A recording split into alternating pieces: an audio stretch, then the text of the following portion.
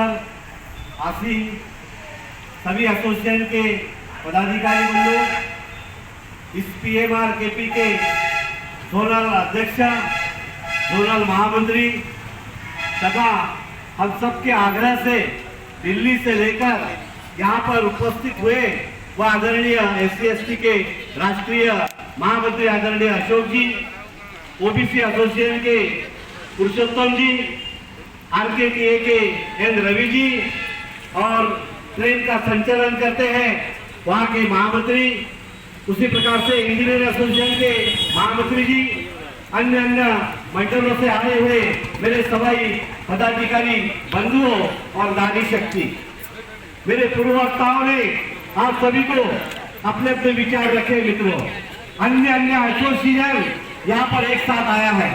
आप जानते हैं कि मनुष्य का जो शरीर होता है वो अलग अलग पार्ट होते हैं, हृदय से लेकर, पेट से लेकर, दिमाग से लेकर, आंख से लेकर तब हमारा शरीर बनता है। आज भारतीय रेलवे मजदूर संघ सभी एसोसिएशन को एक साथ लेकर एक शरीर के साथ इस रेल बोर्ड के अंदर में जाने के लिए हम लोग तय कर रहे हैं। मित्रों, आपको पता है कि इस रेल के अंदर में 11 साल के बाद चुनाव हो रहे, वो भी चुनाव इतने आसानी से नहीं हो रहे। जब हाई कोर्ट के अंदर में अपील की गई है, उसके बाद उनका जब निर्देश रेलवे बोर्ड को हुआ, तब रेलवे बोर्ड को ये इलेक्शन लेने के लिए बाध्य करना पड़ा और ये भारतीय रेलवे मजदूर संघ ने कार्य किया। इसलिए मित्रों, कई सालों से दोनों भी मान्यता प्राप्त यूनियन इस रेल के अंदर में कार्य कर रही है। आप सभी लोगों ने बताया, मैं कुछ बोलूंगा तो बात अलग होती है। अन्य एसोसिएशन ने बोला है और कई एसोसिएशन है कि जो हमारे साथ आने के लिए तैयार हो रहे हैं और हर एसोसिएशन के जो प्रॉब्लम है, ये प्रॉब्लम इन्होंने कभी भी सॉल्व नहीं की। मित्रों, कई ऐसे छोटे छोटे जूनियर प्रॉब्लम है वो भी इन्होंने सॉल्व नहीं किए और इस कारण एक मंच के ऊपर में भारतीय रेलवे मजदूर संघ ने सभी एसोसिएशन को ऐलान किया है और मैं सभी एसोसिएशन हमारे साथ आए, इस सभी को मैं हृदयपूर्वक धन्यवाद देना चाहता हूँ और सभी को अपील भी करना चाहता हूँ कि आज भी जो एसोसिएशन है वो हमारे साथ आए। हम निश्चित रूप से उनका नेतृत्व करेंगे और आने वाले समय के अंदर में हर एक एसोसिएशन के जो प्रॉब्लम है वो निश्चित रूप से इस रेलवे बोर्ड के अंदर में द्वारा हम लोग सॉल्व करेंगे, यह आपको मैं विश्वास देता हूँ।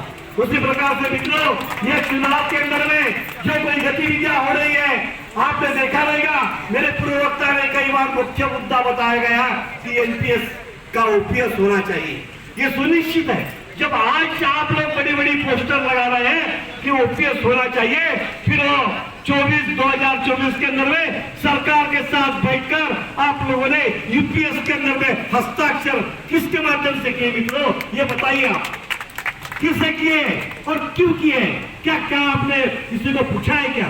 जिस रेल के अंदर में आप बड़ी बड़ी दीवार दिखाते हैं कि कल क्या होगा, रेल का चक्का जाम होगा। हमने रेफरेंडम दिया है, 100% हमको लोगों ने वोटिंग किया है कि आप स्ट्राइक करो, इस प्रकार के पूछा जाता है हमको।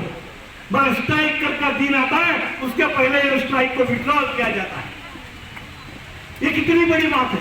हमें से किस प्रकार का धोखा किया जाता है। जब कोरोना के अंदर में रेल का हमारे सब कर्मचारियों ने काम किया, कई लोग बेचारे दिवंगत हो गए, पर कोरोना का 18 माह का दिए इन्होंने फ्रीज कर दिया, तब हम लोगों को नहीं पूछाएंगे। ये क्या चलेगा? इन बातों के ऊपर मित्रों आप अभी विचार करिए। जो NPS का मुद्दा है, मैं इसलिए बताना चाहता हूँ कि हम किसी सरकार के गुलाम नहीं है।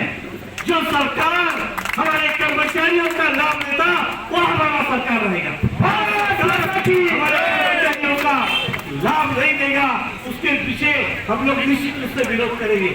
और इसलिए मित्रों, ये सरकार को हम दावे के साथ कहते हैं कि UPS आप लोगों ने जो स्टैंडिंग कमेटी के JCM के अंदर में बैठने वाले हैं, इन लोगों ने उनके खुद के निर्णय से UPS के ऊपर में हस्ताक्षर किए। मैं आपको साथ दावे के साथ कहता हूँ, इस सरकार को OPS लाने के लिए हम बाध्य करेंगे और आने वाले समय के अंदर में OPS आपको ला के देंगे, ये सुनिश्चित आपको कहता हूँ।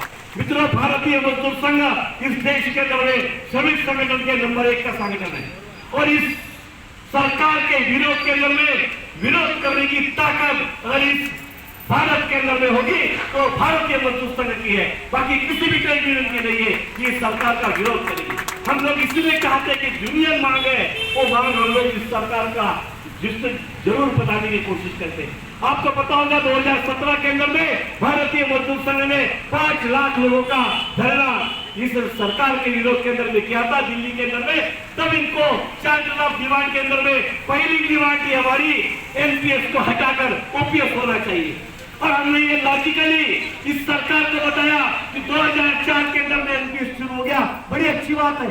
2013 तक इसका कोई भी रूल नहीं था मित्रों, और इस एनपीएस के अंदर में काम करने वाले बेचारे कई लोग दिवंगत हो गए, 2000-2500 के ऊपर में लोग, उनके परिवार को 1 रुपया भी नहीं मिला। क्या ये सरकार का न्याय है क्या? तब मोदी सरकार को ध्यान में आएगा, इसका विचार करना चाहिए, क्योंकि उस समय कोई रूल ही नहीं था। 2017 के अंदर में भारतीय मजदूर संघ ने जिस सरकार को ललकारा, तब इस सरकार तो ध्यान में आया और उन्होंने आपने देखा रहेगा कि अगर एनपीएस के अंदर में काम करने वाला कोई अगर होना नहीं चाहिए, ऐसी बात अगर दिवंगत होता है तो उसके परिवार को उसके लाश में सिक्का और प्लस दिए मिलकर ओल्ड पेंशन स्कीम के